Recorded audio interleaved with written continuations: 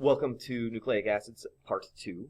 In our first segment, we spent a lot of time with the monomer, the nucleotide. We talked about how there were three parts, the phosphate, the sugar, and the base. We talked about that there were two different types of sugars, depending if you were an RNA or DNA, and that there were 5 possible nitrogenous bases.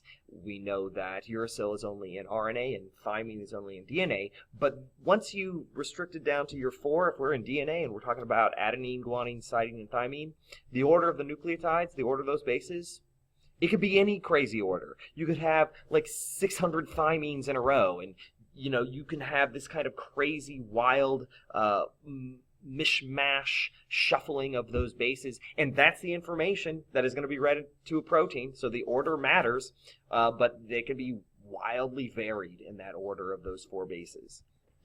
Now, what we didn't discuss is the importance of polarity in the structure and function of these molecules.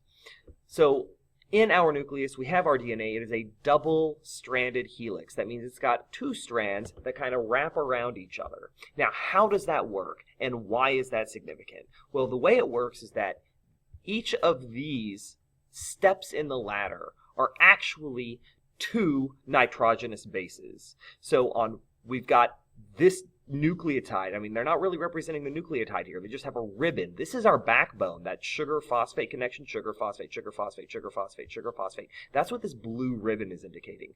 The nucleotide is the thing that's sticking out. This one's guanine and cytosine and adenine and cytosine. But they are definitely not showing us the shapes in this model. What this model is here to tell us is what's going on with these 3 dots.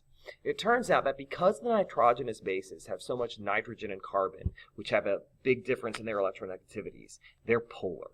And because they're polar, if you arrange them in just the right way, they'll form hydrogen bonds with other molecules. And in this case, there's a very specific pattern to that. Guanine will always hydrogen bond with cytosine. Adenine will always hydrogen bond with either thymine or uracil, depending on which molecule you're in. So this is what allows DNA to be double-stranded. The 2 different molecules are constructed so that they always hydrogen bond with each other in the middle.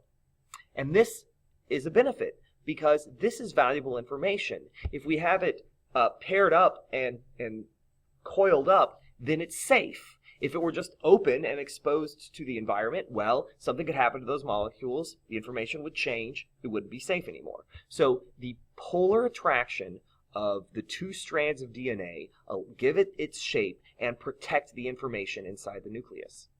A second thing about polarity is that how do we use this information? Well, the mechanics of how we use this information are going to be a different unit.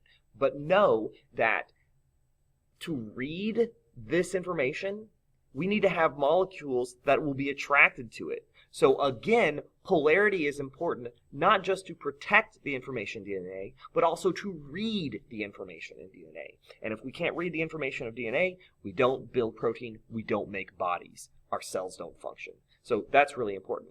Now, this weird thing over here, this is a transfer RNA. There are a bunch of different subcategories of RNA, and we're going to get into all of that when we cover that unit. So in this case, we just want to recognize that RNA also follows the same polarity influences that DNA does. The bases in RNA also are attracted to each other, but because RNA doesn't have thymine and it only has uracil, A binds with uracil instead of thymine as it does in DNA. So there we go. We've got how the polarity influences the polymers, which is what we needed to discuss in this part 2. One last note. ATP, our wonderful currency for energy in the cell, is a modified nucleotide. You have your ribose, sugar.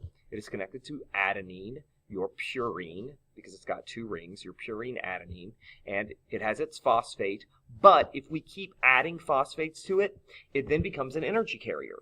This molecule, it has energy stored in the bonds between these phosphates. Those electrons have a lot of chemical and kinetic energy, and when we cut one of those phosphates off, we release that energy, which other enzymes, other things in the environment can use to do whatever they need to do. So a modified nucleotide, ATP, The T stands for 3 phosphates. We have adenosine triphosphate. That is what ATP stands for. If we take one of these phosphates off and we have 2, it would be adenosine triphosphate. And if we take them both off and we go back to our original nucleotide, then that would be adenosine monophosphate. There you have it.